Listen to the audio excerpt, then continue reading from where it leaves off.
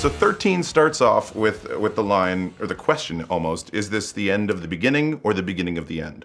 So in Sabbath's chapter, is this the end of the beginning or the beginning of the end? I like to think that if this is, I don't know whether there's going to be another album or not, but saying that, there might be or there might not, you know. So it could be the end of the beginning or the beginning of the end.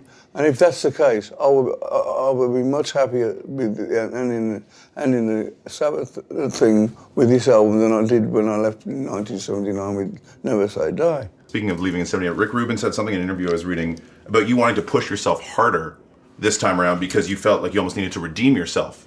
No, I obeyed what he said. If he said, try this, I'd try it. I didn't. You don't have a producer and want to do your own production, you know. So, I let him be the producer, and some days he would have me singing for 4 or 5 hours, you know. And I mean, try singing for 4 or 5 hours, a full belt in a soundproof box, you know. It's hard work, but I respected him because over the years when I'm running into him, he's always said to me, "If you do a Black Sabbath album, I want to do the production." So I mean, I'm going back to the early 80s, you know. I'd see him from time to time and go, "You got to get back together with the band," you know. And so he's a fan first, and so I'd go around to his house and he would be playing Volume 4 or 1, and he would be asking me questions when I'd go around there. What were you doing? Eric, how come you decided to do this? And to be honest with you, I couldn't really answer a lot of them because you just do it naturally, you know. And so when we come round to do his album 13, he had done his homework and he knew he had a plan of what he wanted to be. And so the first thing he did when we first met him for the talks on this album, he played the first Black Sabbath album and I couldn't understand what he was saying, you know. Take it away from me, guys.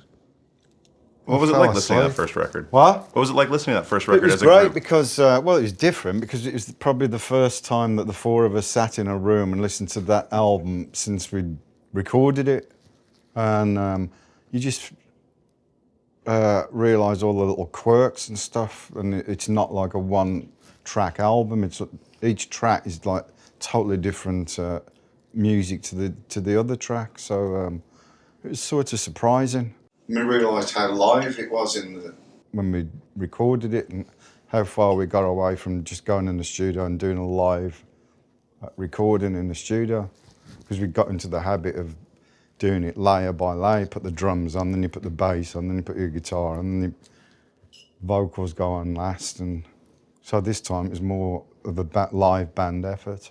Just because we were talking about that first record, I'll go to the second record just because during doing the research for this, Fairies Wear Boots, seems like that was the first tune that you guys wrote collaboratively, at least lyrically. No, well, I wrote the lyrics to that one. Okay. It was just about something silly, you know, and it ended up being something even sillier.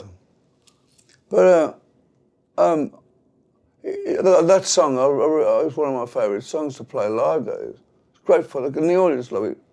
We talk about the collaboration of writing together lyrically. You coming up with ideas and you saying, I like these lines. How does that work when lyrically at least? No, well, I usually start the ball rolling. I'll come up with a name, or a title, a phrase, or something, and then I'll start singing it when we're doing the structure of the song. I'll get a melody line, and I'll put like "God He's Dead" or "Fairies Wear Boots," or and then Geezer fills the gaps in, you know. Cause once I've got a melody line, a tune, if you like, mm-hmm. He's very good at putting words around my melodies. What about on this record, when you wrote something for Oz that you just were blown away by? I need to sing these words. I just do it instinctively because he has never let me down up to now. He's never given me a little going, I can't fucking sing that, you know? I mean, I can't sing that. No, I'll bleep it out. People love it when you swear. It's funny. Like even last night, every time you curse, crowd goes crazy. It's become a thing. No, but you know, he's never ever let me down. The lyrics I may not understand what I'm singing about for the song, but... Are there any tunes on this record you don't understand what you're singing about? Everyone. No, I mean, I get the gist about 5 years later. Oh yeah, it's about that, you know. God is dead. I like how there's a question mark, but God is dead is a definitive statement at the same time, and there's a question mark at the end of it. Yeah. So what I also find interesting is, had you released a song called God is Dead in 69, 70, people would have been like, "Whoa, too far." But nowadays, you can do it. The provocation's not there but anymore. He's very good at giving me something right at the very end. It's like, but is he dead? You know, it's like you can't see him, but at the end, can you see him? And that statement has been around for 200 years anyway, from Nietzsche, and Communist Party adopted it, so it's not really anything new.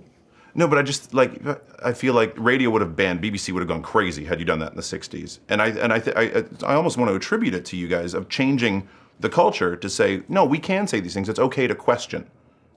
Do you agree with that? Do you think Sabbath had a part in that movement? We live in a democracy. You know, it's always the church or some guy who doesn't know what the fuck he's talking about giving us advice, you know. I mean, why can't you say that? Why can't we question? We've always been a band that question the authority, the establishment, you know. Is it right to... I mean, if you send somebody from your country and I send somebody from my country and we have a battle and we both get killed, we've lost. Whoever is alive and kills the most on the other side has won. And we've always questioned the establishment, you know. And like, what's good? What's wrong? What's the difference between shooting someone in a war or blowing someone up in a war? And yet, if you get a medal for that, but if you kill someone in the civilian thing, you get put in jail. What's the difference? The guy's still dead. It's funny you say. I had a conversation with a friend about that exact same thing last night. But it's probably getting a little too heavy for what we're here to talk about because you got the record and a tour coming up. And I was looking at some of the set lists from the Australian leg in New Zealand. War Pigs opens, Paranoid closes. What makes those two tunes a good opener and a good closer? Well, we've opened with NIB at one time. We've opened with lots of different songs. It's just we can't not do Paranoid and we can't not do War Pigs. So somewhere in the set, those two songs are going to be. We've tried doing it in all different ways, and we tried for our own sanity. You know, we've done it for years doing that. We never always opened up with War Pigs, but it's my anthem, Paranoid. I always do Paranoid. We used to open up with Paranoid and end with it. And then with only so many songs back then. It's that one of those songs that everybody knows, you know. So it's always good to keep everybody there until they've heard it. You worried they're going to run out unless you. That's funny. You can't end up with like Planet Caravan. You can't do something like smoke a doobie and just chill out. You got to have something. It's a rock band, you know. A lot of it's very laid back and slow, you know. Mm-hmm. So it's Paranoid is like saying, "Fuck you, we were here," you know. How do the new songs fit into the set? Like, are there really well? Yeah. God Is Dead, especially that when we did it in Australia, because that was the first one off the that was put on the internet. So and people were already singing along to it, believe it or not, after like a couple of days of it being on the internet. So that fits in great, and then. The other stuff, we'll see how the album goes. We were doing End of the Beginning live, and we did Methodemic live, and we did Loner live. But they were unfamiliar at the time, so we'll see what we do on the next I think part. people will be singing along in a couple of weeks. Yeah, hopefully. What about stage? I was watching, just in preparation for this, watching the old episodes of the Osbournes, and there's one episode where you get in this confetti gun Santa sled kind of thing for one of the tours. What kind of crazy effects are going to be? Are there crazy effects, Pyro, for Sabbath's tour? We haven't even thought about that. We've been so busy doing interviews and getting on this record. To be honest, I haven't even thought about. I know the dates, but it's just there's not going to be confetti and fucking shit. Black Sabbath. It doesn't work as well, yeah. Didn't work quite until it's black confetti. We just turn up and play the music, and they do all the rest. That's a good way to end it, actually. So 5 quick questions, 1-word answers. Road or studio? Both. Lennon or McCartney? Both. Lennon. When you hear a song, what usually hits you first? Lyrics, melody, or rhythm? Melody. Rhythm. Song you've written you're most proud of today? All of them. I don't know. In 1 word, Black Sabbath. Great. Life. Nice. Thank you very much, Okay, guys. Really cheers, appreciate it. What happened to your thank hand? Take care. I just dislocated a bone, so I've had to wear this.